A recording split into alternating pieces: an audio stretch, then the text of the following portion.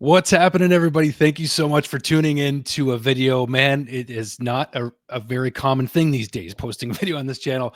And I got to say, I missed you guys, but here we are. It is draft week, ladies and gentlemen. It is the 2025 NHL draft this Friday. The first round will be airing along with the second round, of course, on Saturday. And I want to talk to you guys quickly about who the heck are the Canadiens going to take at 16 and 17? Are they going to trade one of their picks? Maybe both, like some suggest. I think they're going to use at least one of them. That's my personal opinion, but we're not here to talk about my opinion tonight, as a matter of fact, because this year for Deeksy here has been the most challenging in terms of being able to dig into a draft. So I'm relying on pretty fresh and new information. I'm going to rely on you guys actually for this video. So stay tuned because I want you guys to have your say in the comments for your own sake and also for mine, because I want to hear who you guys are interested in at this year's NHL draft for the Canadiens specifically. And we're going to talk, of course, about Bob McKenzie's final draft rankings, which just got released today. So what can they tell us, right? So Bob actually has a list of players listed right in range of where the Canadiens are picking between 15 and 20. And we're going to talk about these players because they're all forwards, which has me excited because you guys all know what happened with David Reinbacher, and I still want him to do well. And I'm still wanting David Reinbacher to be a success story on defense for the Canadiens, but I want to know, what can Bob's final rankings tell us specifically for 16 and 17? What players might be available? Okay. So what kind of trade might the Habs make? I think we've kind of already gone over this with Shane Gaumont and myself, and we would be posting more shows regularly, guys, but our schedules are so hard to come by these days. We're going to get on probably, I think, after free agency together. It's been a long time. Usually we do a lot more shows. I just want to let you guys know about that. All right, so let's get to it. Let's get to the content of the day, and that is, who the heck are the Canadiens selecting? Because the last 3 years, it's been a little bit more obvious. We were picking within the top 5 the last 3 years. So a lot more intrigue, a lot more expectation and excitement.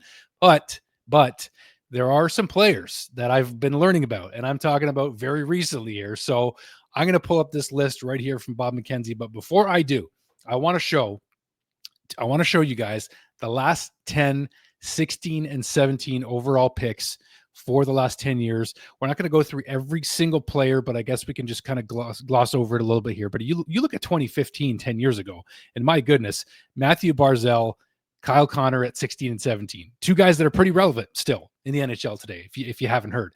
Jacob Chychrun, 2016, and Dante Fabro at 16 and 17. Let's just go through them all real quick. UC Valem. Am I gonna butcher these names? I think I just might. But I'm gonna go up to some names that actually I am gonna skip ahead here. Forgive me for being a bit all over the place. You guys know how I roll when I do a video once in a while. I'm rusty. I'm a little rusty. Okay, so forgive me. But 2019, Alex Newhook, Montreal Canadiens forward at 16. Peyton Krebs at 17. Caden Gooley at 16 in 2020 for the Montreal Canadiens. I remember watching that draft, and we got ourselves a player in Caden Gooley at 16th overall. The Leafs passed on him. Just throwing that out there. Anyway, but Lucas Reichel at 17th. Brennan Othman, Zach Bolduc in 2021 at 16 and 17. Noah Ostland and Joachim, this is why I should just skip ahead. Camel at 16 and 17 2022. But in terms of the most recent players, Adam Jiricek is ringing a bell from last year as a player that I know St. Louis Blues fans are probably pretty excited about. I just have a good feeling about that. I don't know a lot about the player. But the point being, guys, is that some good players have been selected at 16 and 17 over the last 10 years, and we have evidence to prove that here. But now I want to jump right into Bob McKenzie's rankings from 16 to 20. These are players that the Canadiens could very well select. And if you're wondering how accurate Bob McKenzie is, he was 28 out of 32 picks last year. He got correct in the 2024 NHL entry draft. So that being said, Bob is the most trusted hockey resource when it comes to the NHL draft, the most trusted insider, the most trusted hockey guy out there, period. Okay, no offense, Shannon, but McKenzie's final rankings are in, and I've had a look at some of these players, guys, and I have to say that I don't think the Canadiens are done drafting forwards. I don't know that we're fully secure on defense. I know we are looking okay at the goaltending position, but I really like some of these players. a lot of talk about Justin Carbonneau. Of course, he's a Quebec-born player, so naturally some interest in Justin Carbonneau, and his numbers were actually quite interesting. He had the second most goals after Michael Misha in this draft. Misha's projected to go second overall, so that says something right there. But based on what I've heard about him, he's not a sure thing. I think, I'm not gonna go into it too deep on what I think of these players because I don't know enough, and that's why I'm gonna get you guys to get involved. So I'm just gonna mention that. But what I was intrigued about, because the Canadiens are picking at 16 and 17, is that Jack Nesbitt. This was the player that Bob McKenzie was asked about, who stands out amongst this group, and they're all Canadian players, if you notice. Between 16 and 20, who stands out the most? Jack Nesbitt of the Windsor Spitfires at center, 6'4" and a quarter. So the guy's almost 6'5". He's pretty close. 185, a +6 index. And he has created a lot of buzz leading up to this draft, and he seems to be surging. He's got a strong two-way game, puts up really good numbers. One of the scouts had him in their top 10. This is all the words of Bob McKenzie. So there's some intrigue with Jack Nesbitt. I know that we took Michael Hage last year, but I just think that you're looking for upgrades constantly. It doesn't mean that you're going to keep every player on your roster, whether you have drafted a center last year or you want to draft another one this year. I think you're just looking for the best player available in the draft. Of course, that's a mantra, we know, but he's an interesting one. Just hearing Bob McKenzie, there's something to this player when there's this much buzz about him. So there's a decent chance that he could climb and be drafted before the Canadiens go at 16. So that wouldn't surprise me at this point, based on what I'm hearing about this player. So let's talk about Braden Coots, who looks like a baby still. He's got a real baby face, I can tell you right now. But this guy has played with the Seattle Thunderbirds in the WHL the last 3 seasons. His point production, he only played 7 games actually in 22-23, but going from 1 point to 35 in 23-24, going to 63 points in 24-25. Now, the one thing I want to mention, of course, is that the one stat we all start with, especially with Hockey DB, when it comes to looking at players, it's production, it's goals, it's assists, it's penalty minutes. And also, to me, what's really important, we're going to get this with one specific player in a second, is playoff numbers. So playoff numbers really matter, especially what we just saw the Florida Panthers do. I mean, what kind of team do we have to build to win a cup? It's like the Florida Panthers are the model right now. Is that going to change? We don't know. But Braden Coots, we just went over him. Cole Reshney. This is the guy who, when it comes to being a playoff performer, at least in the OHL, at least in the WHL, in junior, Cole Reshney from Macklin, Saskatoon, 5'11", 183 pounds. This guy's production has significantly increased year over year.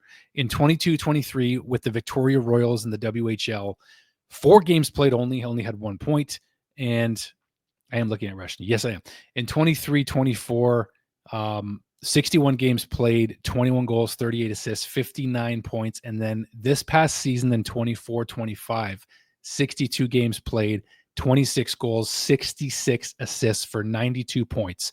Now, when it comes to this year's playoffs, however, last year 2 years ago in 23-24, Reshney played in only 4 games, got a goal and assists, 6 penalty minutes. In 24-25, you guys, 11 games played, 9 goals, 16 assists, 25 points in 11 games for this left-handed centerman, left-hand shot centerman, shoots left, 10 penalty minutes.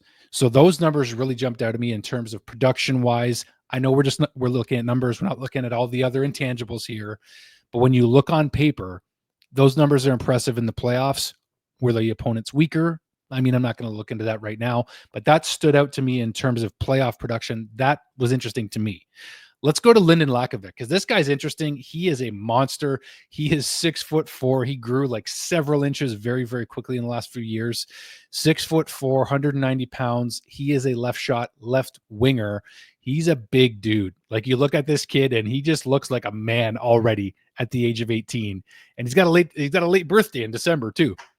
So he's been with the Moose Jaw Warriors for the last 4 seasons in the WHL, won a championship with the Moose Jaw Warriors in 23-24. And his production isn't outstanding, but you got to wonder how heavy this guy plays. And in terms of playoff production, only 8 points was his maximum last year with 5 goals, 3 assists in 20 games played, actually. But he was a minus 25 this season. He was a minus 25, 27 goals, 31 assists, 58 points. That's the most points he's had in his 4 years with the Moose Jaw Warriors in 47 games played, though. I will say that. Not bad production. But this guy, he's big, and he had to learn how to play a more of a 200-foot game, I'm hearing. So that wasn't a natural thing for him. Whereas Jack Nesbitt, he is a solid two-way forward. And that's, I'm not going to be surprised if Nesbitt goes before the Canadiens pick at 16, like I said. But that's the information that I have here on these particular players in the range that Bob McKenzie has them in. Nesbitt and Reshny definitely have my highest interest. I don't know enough about Justin Carbonneau. All I've heard is that he may not be the better player of this group, even though production-wise, that's maybe not necessarily true. He actually is quite good in terms of goal scoring, second only to Michael Misha. But it's not a for sure thing yet, right? So again, I don't know what to make of all this quite yet, because again, I'm learning about these players pretty quickly here. So with that said, I want you guys to chime in here and tell me what you think. Who do you want the Canadiens to take? Which of these players, maybe in this list or outside of it, has you the most interested for the 25 draft, where the Canadiens are picking 16 and 17? Will they use both picks? Will they only use one? We don't know. We'll find out in the coming days. Okay. So get busy, get down below. I would love to hear from you guys. It's been so long, and I'm just so excited that another draft is upon us. So I'm finally ready to get into it with all of you. It's draft week. Let's go. Let's do this. Go Habs, go. Thanks for watching, you guys. It's great to see you. Let me know what you guys think. Love y'all. I missed you guys. I always do. See you guys soon.